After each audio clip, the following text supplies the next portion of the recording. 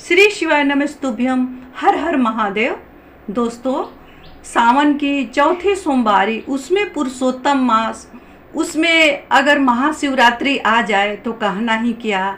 कौन ऐसी उपाय है जिसको करने मात्र से लंबे समय से आपका रुका हुआ काम, सरकारी नौकरी के लिए परीक्षा बार बार दे रहे हैं, बार बार कोशिश कर रहे हैं, लंबे समय से कोई काम अटका हुआ है। कौन ऐसी उपाय है जो करने मात्र से आपकी सारी मनोरथ पूर्ण होने वाली है। कौन एक ऐसी चीज़ है जो कि शिवलिंग से ला करके उठा के अपने घर में छुपा करके रख देते हैं तो रातों रात आप करोड़पति बन सकते हैं।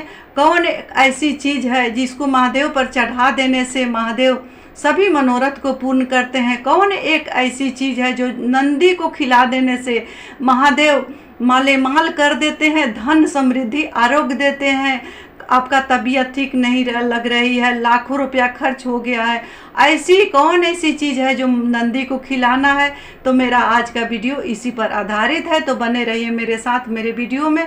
तो दोस्तों, सबसे पहले जानते हैं कि सावन का 31 जुलाई जो है सो उस दिन कौन ऐसी तिथि है। तो दोस्तों, सावन के जो 31 जुलाई है, सोमवार है, सावन की चौथी सोमवारी है, पुरुषोत्तम मास है, उसमें महाशिवरात्रि है। तो सबसे पहला उपाय चलिए हम जानते हैं।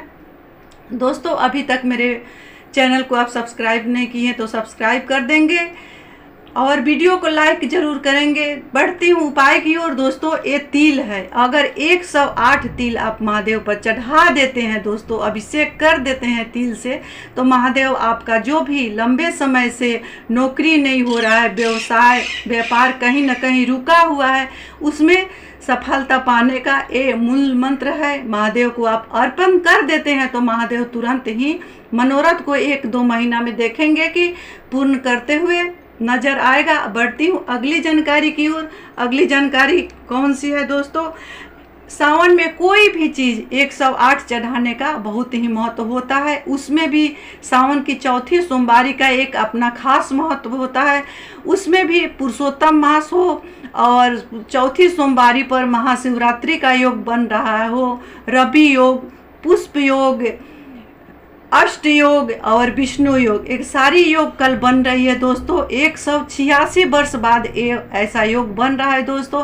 तो उसमें करें ये उपाय। अगर अभी तक आप सावन सोमवारी किसी सोमवारी को 108 बेलपत्री नहीं चढ़ाए हैं दोस्तों, तो सावन के चौथी सोमवारी पर आप 108 बेलपत्र अगर भगवान शिव को अर्पण कर देते हैं, जो भी कामना है उनसे प्रार्थना करते हैं, तो महादेव तुरंत ही पूर्ण करते हैं। क्योंकि वो देवों का देव महादेव हैं, उनको कोई भी चीज़ उनके लिए दुर्लभ नहीं है। क्योंकि भाग्य का जो रेखा भी है तो मेरे महादेव बदल देते हैं।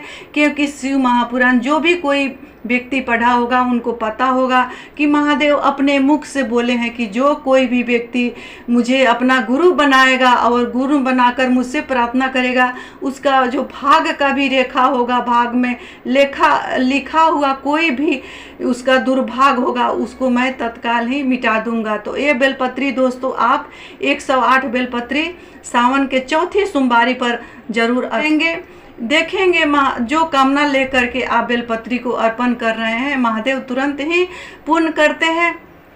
बढ़ती हूँ अगली जानकारी की ओर की सावन की चौथी सोमवारी महाशिवरात्रि पर क्या करें। दोस्तों, सबसे पहले जगह सुबह कल जल्दी जगने के बाद दोस्तों आपके कियारी में, आपके गमले में जो भी कोई पौधा हो, उसके जड़ में आप पार्थिव शिवलिंग का निर्माण करें और उसमें पूजन करें। दूध, दही, घी, शक्कर, मधु, तिल से अभिषेक करें। दोस्तों, कब अभिषेक करना है, कब पूजन करना है? चंद्र दर्शन करते हुए। चंद्र दर्शन कब होता है? 4 से 4:30, 4:45 के बीच में चंद्र दर्शन होता है। अगर इस समय आप अभिषेक कर लेते हैं महादेव का, तो महादेव जो भी मांगेंगे, जो भी कामना होगा, सब महादेव पूर्ण करते हैं। क्योंकि चंद्र दर्शन करके अगर पार्थिव शिवलिंग का पूजा कोई भी व्यक्ति कर लेता है तो उसको महादेव तत्काल पूर्ण करते हैं। कहीं भी कोई संदेह नहीं है मनोरथ को पूर्ण होने में। अगर आप पार्थिव शिवलिंग का निर्माण नहीं कर सकते हैं, नहीं पूजन कर सकते हैं, सुबह जल्दी से उठे और चंद्र दर्शन करें। चंद्र दर्शन करते हुए महादेव से प्रार्थना करें। दोस्तों, चंद्र दर्शन का बहुत ही महत्व है। अगर उस समय कोई पार्थिव शिवलिंग का निर्माण करके पूजा कर लेता है तो उसका वर्णन शिव महापुराण में है दोस्तों। उसका वर्णन इतना देंगे भगवान की आप संभाल नहीं पाइएगा, क्योंकि जो भी कामना होता है उसको लेकर के कोई भी व्यक्ति महादेव को पार्थिव शिवलिंग का पूजा करता है तो सबसे पहले तो रोग की समाप्ति होती है। उसके परिवार में एक व्यक्ति भी पार्थिव शिवलिंग का निर्माण करके पूजन करके अभिषेक कर लेता है, कपूर से आरती कर लेता है, तो उसके परिवार में कभी अकाल मृत्यु नहीं होती है, क्योंकि 12 ज्योतिर्लिंग का जो फल है सो एक पार्थिव शिवलिंग का पूजा से मिल जाता है। उसमें भी सावन की चौथी सोमवारी पर पुरुषोत्तम मास में अगर शिवरात्रि हो, उसमें चंद्र दर्शन करते हुए ये पूजन कर लिया जाए दोस्तों। ये शिव महापुराण में वर्णित है। सो मैं आपको बता रही हूँ दोस्तों, ये उपाय आप जरूर करेंगे। जो भी आपके क्यारी में अगर मिट्टी है उसी मिट्टी से उसी जगह पर बना ले। अगर बेलपत्री का वृक्ष है तो कहना ही क्या है, उसमें आप शिवलिंग का निर्माण करें, पूजन करें, अभिषेक करें, आरती करें और महादेव से प्रार्थना करें। दोस्तों देखेंगे कि महादेव तुरंत ही इसका फल देते हैं। नौकरी के लिए, व्यापार के लिए, व्यवसाय के लिए, आरोग्य के लिए ये बहुत ही उत्तम समय है, शुभ समय है, क्योंकि कई यहाँ पर जो मुहूर्त है सो बनी हुई है। कई शुभ योग बना हुआ है दोस्तों। इसमें आप चूकेंगे नहीं, क्योंकि इसमें आप चूक गए तो फिर 186 वर्ष बाद योग बना हुआ है। इसके बाद ऐसा योग बने या ना बने तो 19 साल बाद पुरुषोत्तम मास आया है, जो कि सावन में 3 साल बाद पुरुषोत्तम मास आती है। कभी कार्तिक में आ जाती है, माघ में आ जाती है, वैशाख में आ जाती है, लेकिन जो इस सावन का जो पुरुषोत्तम मास का समय है सो 19 साल के बाद आया है। ये रवि योग, ये विष्णु योग बना है, सो 186 वर्ष के बाद ऐसा योग बना है। तो दोस्तों उस पर ये उपाय करेंगे, देखेंगे महादेव कितने जल्दी आपका जो भी मनोरथ है सो पूर्ण करते हैं। क्योंकि शिव महापुराण में, कई महापुराणों में इसका वर्णन है कि चंद्र दर्शन करते हुए पार्थिव शिवलिंग का पूजा करने वाले मनुष्य को अश्वमेध यज्ञ करने का फल मिलता है, 12 ज्योतिर्लिंग का पूजन करने का, अभिषेक करने का फल मिलता है। तो दोस्तों ये उपाय जरूर करेंगे। नहीं करेंगे तो आप चंद्र दर्शन ही करेंगे तो बहुत ही शुभ होता है, क्योंकि शिवरात्रि के दिन उसमें भी सोमवारी है, उसमें आप चंद्र दर्शन ही केवल कर लेते हैं तो महादेव इतना देगा कि आप संभाल नहीं पाएंगे। बढ़ती हूँ अगली जानकारी की ओर। दोस्तों घर में कोई बीमार है, कहीं से कुछ दवा नहीं लग रहा है, लंबे समय से दवा चल रही है, तो करना है ये उपाय। क्या करना है, अपने किचन में आटा गूंथ ले। आटा गूंथे क्या, थोड़ा सा अपने घर का नमक डाल दे, उसमें नमक डाल करके आटा गूंथ ले। 11 रोटी नंदी आपको मिल जाए तो आप नंदी को खिला दे 11 रोटी अपने घर से। देखेंगे दोस्तों बीमार आदमी तुरंत ठीक हो जाएगा, दवा लगना शुरू हो जाएगा।